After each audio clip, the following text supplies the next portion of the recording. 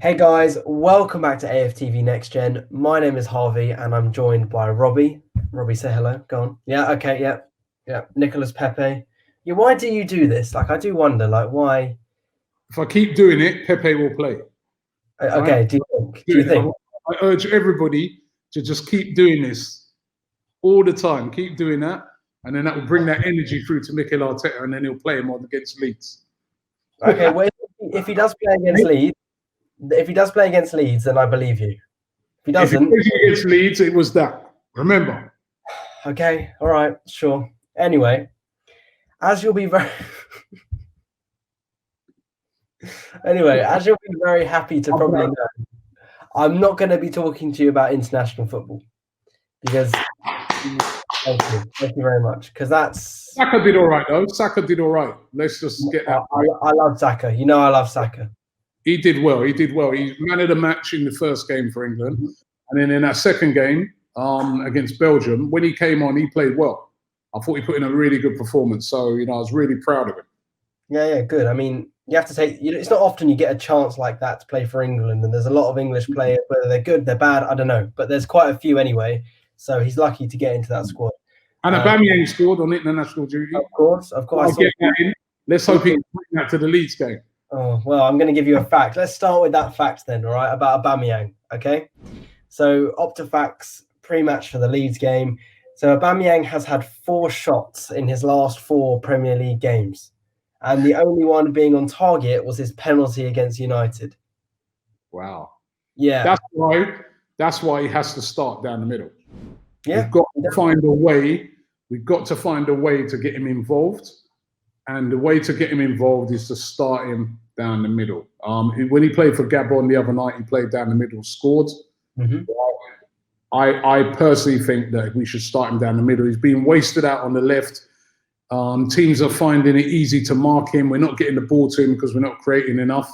And then a lot of times he's the actual one creating it. He's the one to put crosses in and stuff like that. So he has to be down the middle. Yeah, so I saw I don't know where I saw it, but somebody suggested that, which is quite a simple suggestion, but you have Saka on the left, Pepe on the right, Aubameyang up top, Willian in behind, and then the midfield of El Neni and Partey, and then the regular back 4. So yeah, you could do it that way. You could do. I'd love to see a 4-3-3. You could do it that way. I somehow think though that away from home against Leeds, he's going to go 3 at the back because Leeds are such an attacking team. I do think he'll go 3 at the back. But even if he plays with that 3 at the back, I'd still have Aubameyang down the middle. Yeah, he should, for sure. I mean, as well, he's averaging just 1.3 shots per 90, which is compared to 2.7 per 90 last season. Yeah, well, that tells you what you need to know. He's not getting in the game.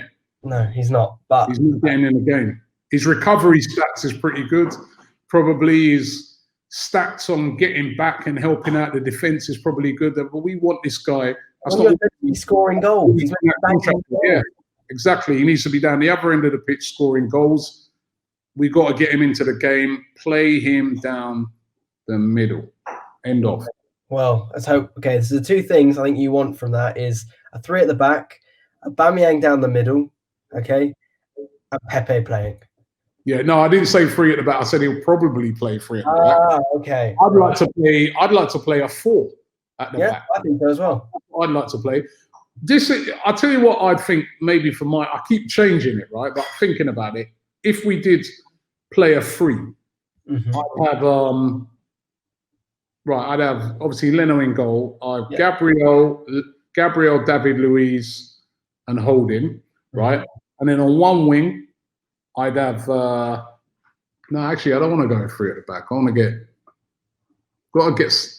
all right, 3 at the back. One wing, I'll have Saka, Pepe, 2 holding midfielders of Xhaka and also Thomas Partey, and then up front, down the middle, it has to be Aubameyang. Yeah, Aubameyang down the middle. That's what I'll go with. If Aubameyang's going to be playing down the middle, I mean, hopefully he'll start playing down the middle for the duration of the season. Where does this leave Lacazette? On the bench. Well, yeah, I gathered that, but it doesn't. listen, you then know that you've got a great player that you can bring off the bench, and I think there'll be certain games where you can play the two of them. But I just think at this moment in time, we want to get Aubameyang scoring goals, and to get our best player, we've got to get him involved. He's not involved at the moment out wide. The only way we're going to involve him is by playing him down the middle, and that's why, for me, that's what I do.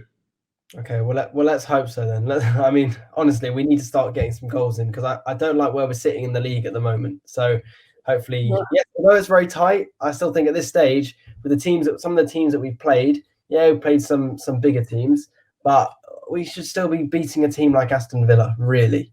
They're a very good team, Aston Villa. They beat Liverpool 7-2, you know what I mean? You can say that about every single team we lose to. Yeah, they're a good side. They're a Premier League side. The thing is, all the teams we lost to have been good sides. You know what I mean? Man City, Liverpool, Leicester, and Aston Villa. Out of those, I thought that the reason why the Villa one hurt so much is that we weren't competitive at all in that game. The other three games, Leicester was a smash and grab. Let's be real. The City one, we were in the game. The Liverpool one, we were in the game. But the Villa one, we weren't in the game at all. They destroyed us. And that's why it hurt so much. And that's why we got to really try and bounce back against our Leeds. Leeds going to be tough. Yeah, although, here's my fact for you. Leeds are winless in their last 7 meetings with Arsenal in all competitions since a 3-2 win at Highbury in May 2003. So I would have been about 4 months at the time. Last time Leeds beat Arsenal. Leicester hadn't beaten us at home since 1973. I know. Right? I don't care about the records right now. They got to go out there and they've got to do the job on the pitch. But do you think they're going to do the job? Yeah, I do. I feel that if the team plays to the best of their ability, if we go on there and we play and we're brave, and we go for it, I do feel we have enough to trouble Leeds. But it's going to be a really, really difficult game. It's going to be a high-intensity game because Leeds go for it. You know what I mean? They don't sit back. We know what they're going to do. They're going to be on the front foot. They're going to be attacking us from minute one. So if we're not switched on, we'll get done by Leeds. But if we're switched on, Leeds are a team that can be caught out on the counter-attack. I don't think their defence is that great, right? And because of the way they flood forwards, a bit like Arsenal over the years, they leave a lot of gaps in behind and in the midfield, and we can exploit that. But we're going to have to be on it, because if you're not on it against Leeds, then we're done. So you said it's going to be a high-intensity game. By that, do you mean it's going to be a tight game, or by that, do you mean there could be loads of goals? There could be loads of goals. Okay. I don't think it'll be a tight game because Leeds are really playing tight games. You know what I mean? They go for it. You saw when they went to Anfield earlier on in the season, they're very unlucky in that game to lose. They went for it. But then they've had other games where they've gone for it and they've got turned over pretty easily. So it's how we're going to have to play really well in the game and exploit their mistakes. Because, as I said, they're a bit jumpy at the back, Leeds. And, so that's why I want to see Aubameyang down the middle, because, if we win that ball, get it up to him quick, let him do the damage. I mean, he got his goal for Gabon. I know that you're appreciative of that. Well, people are like, but he plays for Gabon, doesn't make a difference. A goal's a goal. He had that penalty which he scored against United. Yeah, fine. It's just a penalty. But hopefully that will, yes, fine, he's not playing in the right position. But at the end of the day, if you're a striker of his level, you should be able to make a goal from something. So yeah, but you've got to get the ball. You've got to get the ball. You've got to have service to be able to have shots on goal. And at the moment, I think the last game, he didn't have one shot. Not one shot in the whole game. And that's basically because he hardly saw the ball. Or when he did see the ball, he got the ball out wide. So his job was just to cross the ball in the box. And, I'm just like, put him on the shoulder of some defenders. Even try it. It might not work, but let's try it. I know a lot of people say that he scored a lot of his goals out wide last season, which he did. He scored some good goals as well. But at the moment, it's not working. So sometimes when something's not quite working, try something else. Yeah, that makes sense. Well, I'm not going to go into any other facts. Just just yet. I think we'll leave it till the game to do the talking, I think, and then we can look back and be like, oh, okay, well, interesting. But I think those two really stuck out to me. About, obviously Aubameyang, that's the big talking point. Hopefully seeing Pepe playing. Yeah, exactly. And also we can maybe beat Leeds. So let's wait and see for that. There's a couple of things which I've seen on the AFTV Reddit, which we kind of haven't used as much as we would have hoped, but there's still some funny things on there. So it's going to come up on screen now. The first one I'm going to talk to you about, Robbie, is remember that very famous fan cam from Thai, where he talks about Morpay being a cheat, which whether he fully meant it or he was just a bit riled up, I don't know. But this thing here, I just thought, well, that's very funny. So good job to whoever edited that onto a meme thing. But yeah, everywhere I go, I see his face. I try time every time. He still goes on about Pepe even now. Well, the other one as well, which I think is quite an ironic one, is DT from God. I don't know. Do you know how long ago this one was?